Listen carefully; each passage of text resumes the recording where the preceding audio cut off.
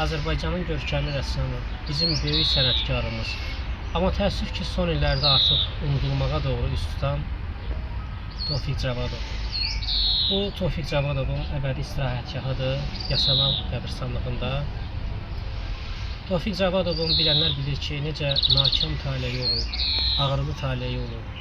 O demək olar ki, yaradıcılığının, həm də həyatının çiçəkləndiyi bir dövrdə, yaradıcılığında yetkin bir mərhələyə qədəm qoyduğu dövrdə, ən yaxşı əsərlərini yaratmağa başladığı bir dövrdə çox faciəli bir qəzada, qatar qəzasında ömrünü başa vurdu. Moskva ətrafı Çepelyova stansiyasında ailəsi ilə birlikdə Moskva ətrafına istirahətdən qayıdarkən Çepelyova stansiyasında o ailəsinə artıq mindiyi qatara çatmaq istəyərkən, qatara minmək istəyərkən təəssüf ki, tələskənlikdən mi deyək, bir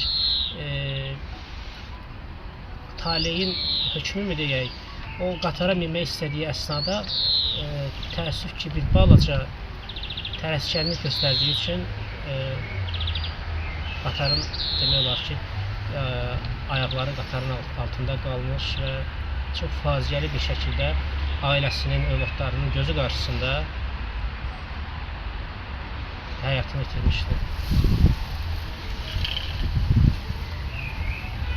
Tofiq Cavadovun son əsəri Külək əsərində o demək olar ki, öz ölümünü təsvir edirdi. Ona bu əsəri çəkib bitirəndən sonra ondan soruşurlar ki, bu nədir, çəkmirsən?